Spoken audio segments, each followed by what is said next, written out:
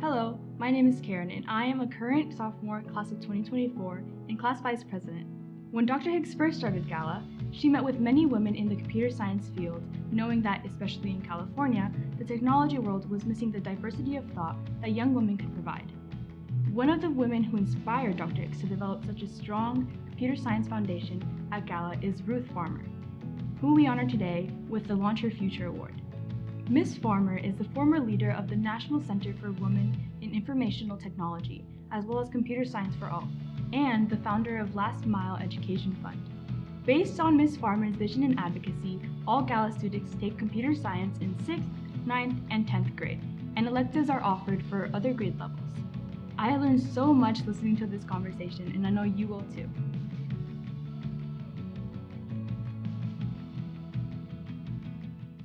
Hi, I'm Anjola. I'm a junior at Girls Academic Leadership Academy. Please, could you introduce yourself? Hi, I'm Ruthe Farmer, Tech Inclusion Advocate and founder and CEO of the Last Mile Education Fund. It's an absolute honor to sit with you today. I vividly remember the time I developed a passion for computer science. I was in the 7th grade and I was asked to join my school's coding club. Immediately after becoming a member, I was captivated by technology's ability to improve life and to translate ideas into real-life creations. I'm curious as to what sparked your interest in technology and what prompted you to pursue your work as an advocate for diversity and inclusion within the tech sphere. So the root of my work is actually in feminism. And I remember being in college and going to take a class called Rhetoric of Women. And I was astounded to be learning as a sophomore in college about all these women who were incredible contributors to society and history. And I had never heard of them. How had I never heard of them as a sophomore in college? And so that kind of sparked that. And then I got into the workforce and I was actually working in a technology company, and I kind of learned to think like an engineer and speak engineer. And I would see the machines we were building and think well, this could be modular if we did this. So I felt like I had that brain. And so I got an opportunity when I was working at the Girl Scouts that I got this opportunity to start program with Intel and the Girl Scouts related to girls in engineering. And I was like, well, here's feminism and I care about that. And here's the one place in the business world and in the world we live in that women are not present in the design and engineering of the technical world.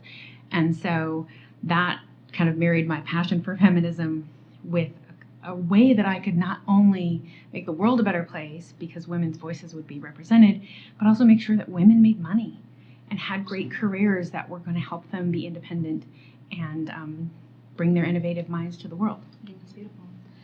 One of the things that we emphasize at GALA is having confidence in using your voices and developing the belief that we all have something valuable to add to the world. And that's a skill that you've clearly mastered, whether that be launching the Aspirations in Computing competition, a competition I participated in, or creating Tecnolochicas. Your efforts within the tech sphere really show the power of utilizing your voice for advocacy. Are there times during your journey where you felt as though your voice was being suppressed? And if so, how did you amplify it to create the change that you wanted to see within the computer science field? I feel like I'm a pretty hard person to suppress. And my background, I moved a lot growing up, so I was the new kid over and over and over again. So I learned how to navigate new situations and make myself heard because of that. And when it came to, Aspirations in Computing or Tecnolochicas or any of the things that I've built, I saw a gap and I was like, this gap needs to be fixed or filled. And I've got a strategic way that I can get that done. But I think when you feel like you're not being heard, the best choice to mitigate that is to find others, build networks, connect with other people. Eventually you're going to find somebody who gets it, right? And people are resistant to change. So if you're proposing something radical, the key is to not only say, here's what the change should be, but here's how I think we can get here.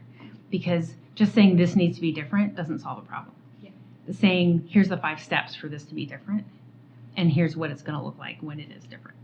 Being a student at GALA has allowed me to find my place within STEM. In fact, if it weren't for the school, I wouldn't have been able to come across the valuable network, speaking of networks, that is the National Center for Women in Informational Technology, an organization for which you served as the Chief Strategy and Growth Officer for.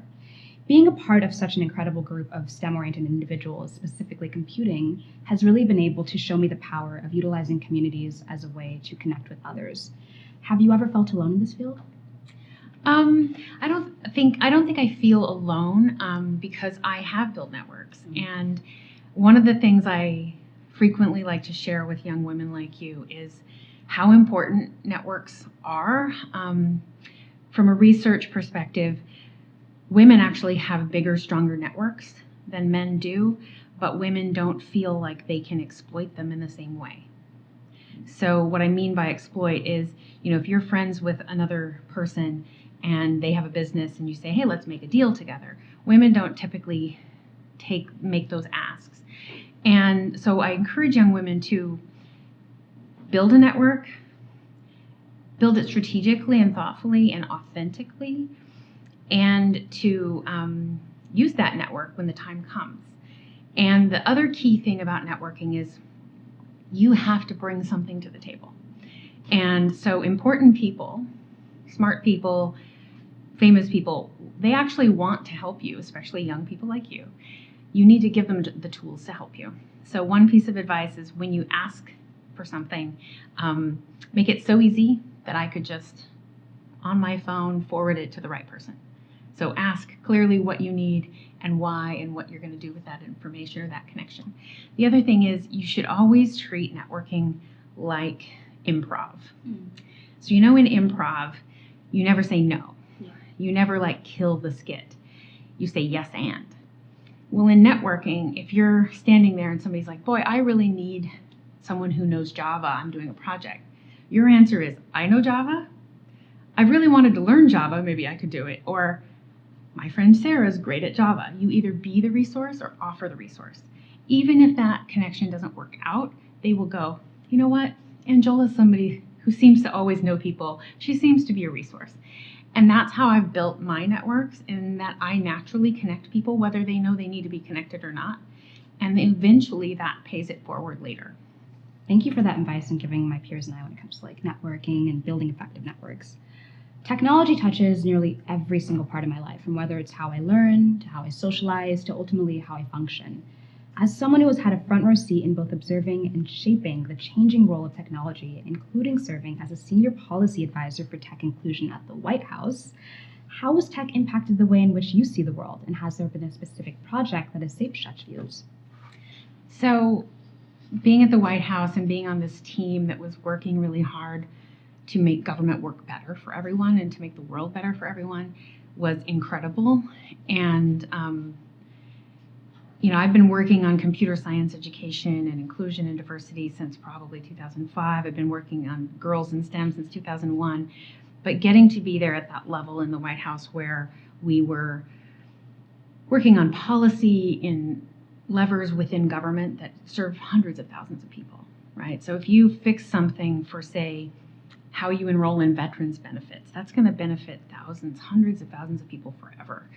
And so being in the White House with my team there, we were able to launch something called CS for All, which was President Obama's computer science initiative. And I joined to take that forward. And so my proudest accomplishment there, among many other great things that we did, was that we had a commitments process where we invited people from the community to make a commitment to computer science education, like organizations.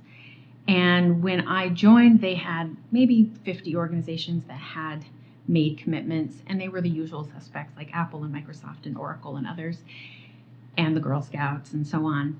But by the end, we had 543 organizations making commitments, which were going to serve millions and millions of people. And so it's really been an honor to be part of building that community nationally and that movement, because, it's pretty recent that computing has been available. We've had 100 years to figure out how to teach math. Yeah.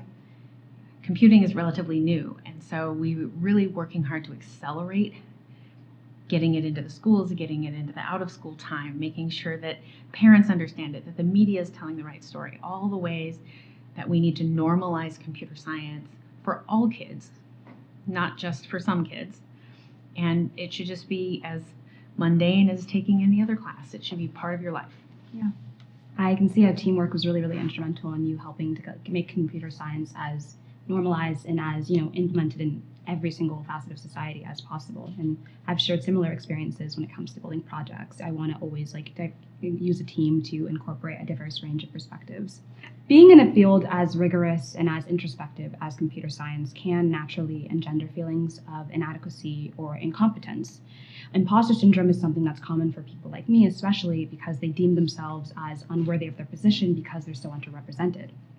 And so how do you combat these feelings to convince yourself that you are, in fact, adequate and worthy of your accomplishments? So everybody feels this way. It affects some people more than others.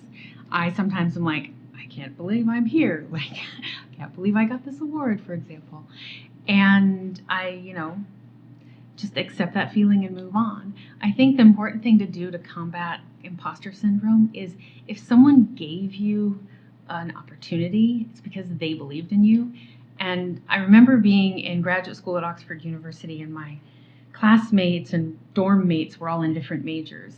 And they were much younger than me. I kind of let them think I was 26, but I was 36.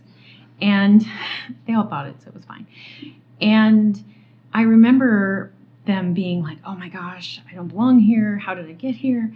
And I was like, well, don't you think that the faculty of Oxford University that chose you to be in this PhD program are smart? If they're smart, then they made the right choice. And so you doubting yourself is actually doubting them. And so I think turn it that way. I think that's a really, really good advice. One of the things that fascinates me most about computer science is its ability to reach new heights with innovations and turn scientific fantasies into probable realities for the future. What are some of the developments in computing that you're most excited about? And as my peers and I prepare for careers in this field, where do you think the most compelling work is happening? Well, data science is super exciting because our ability with big data and smart data scientists to find patterns that are broken and fix them is really powerful. So an example of that was a project that the White House brought a whole bunch of data scientists and a whole bunch of police chiefs together to open their data. And with one particular police department found that there was a huge number of people who were being arrested and processed and incarcerated who were mentally ill.